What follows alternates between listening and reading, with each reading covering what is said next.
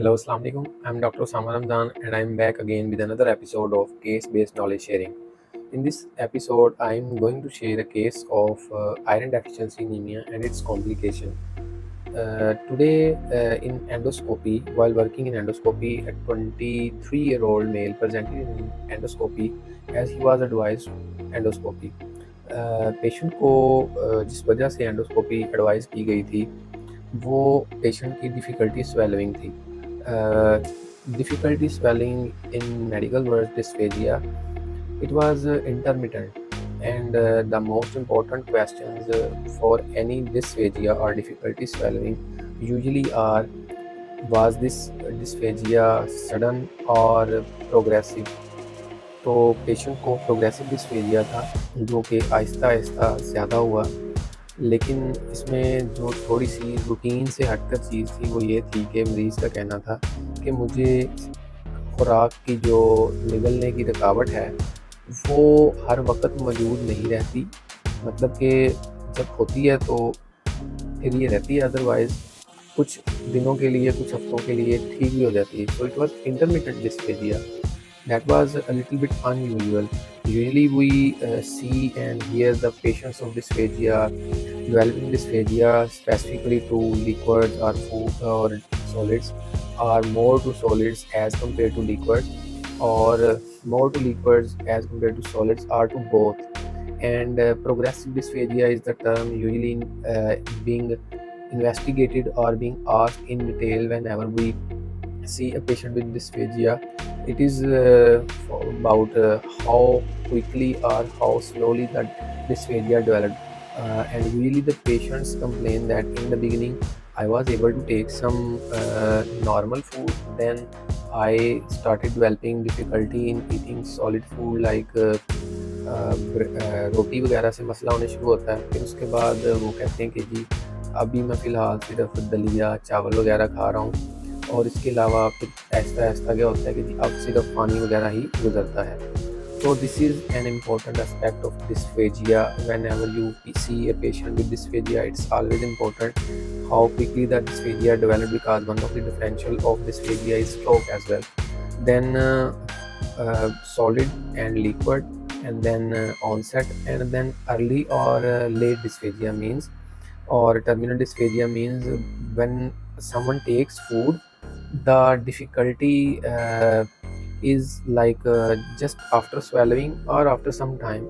It means usually if the patient is having early dysphagia, then the problems are in upper esophagus or in uh, throat, etc., like that.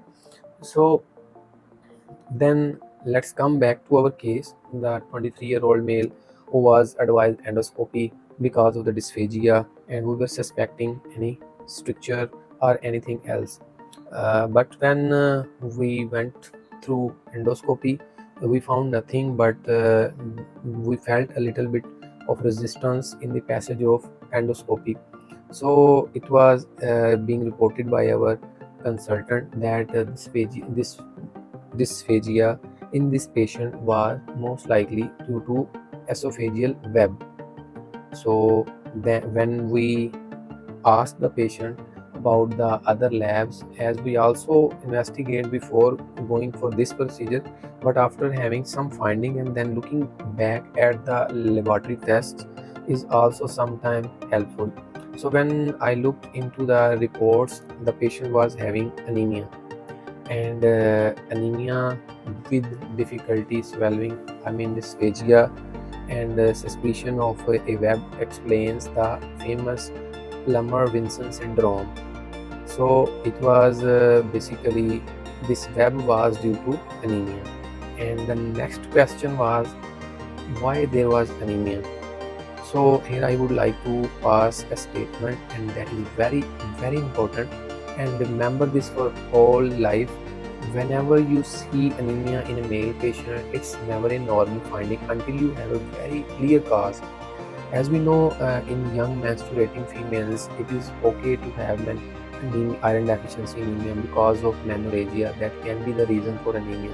But in a male patient, you don't have a normal cause of blood loss. So whenever you see anemia in a male patient, always try hard to find the underlying cause.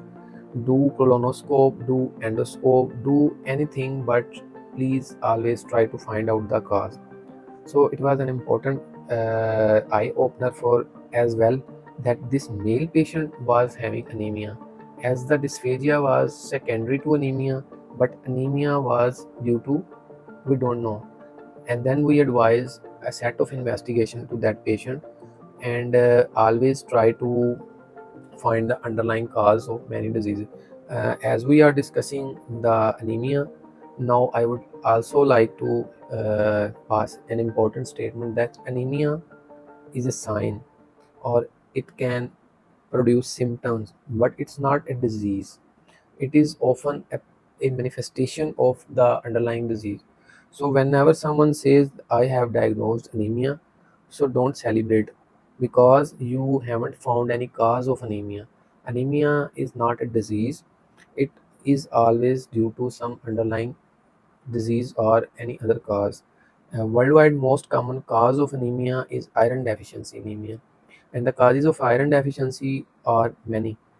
And in a young growing children, it is most of the time due to deficiency of the diet or lack of intake of iron containing diet.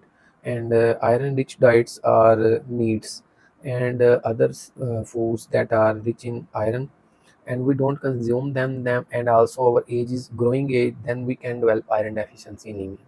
So let's summarize what we have learned in this case is that this dysphagia was basically due to anemia, and anemia was secondary to we don't know yet, and we advise the investigation in which the routine investigations for anyone who is having anemia, there are multiple, but once you see anemia, always look at the MCV and type it. And typing of anemia means if the patient is having low MCV anemia, normocytic anemia means normal MCV, or high MCV, then you can narrow down the causes, and the number of investigations and set of investigations are very different from each other. And this is also important. You can save a lot of money of the patient. So if you advise a number of tests without having a detailed knowledge about the disease, then you are going to cost a lot, then the patient is going to complain about that these tests are so expensive. So living in a country where you don't have so many resources and patients are almost always short of money when practicing in public sector, always whenever you are going to advise any investigation, please keep in mind that either it's going to make any difference or not. Like I would like to give an important example that here in our country, where treating malaria is cheaper than diagnosing it. So always try to rationalize the investigations. So good medical practice is based upon many basic rules, and out of these rules, this is one of the rule that always try to rationalize your investigations and start with non-invasive to then invasive. So I think I made my point. That was iron deficiency anemia can cause dysphagia, and dysphagia was the reason for the patient coming to our endoscopy side for endoscopy. I will keep sharing other cases as well, and by sharing these cases, I would like to share my knowledge with you. I request all of you people to like, subscribe, and share this channel with all of your colleagues. Allah Hafiz.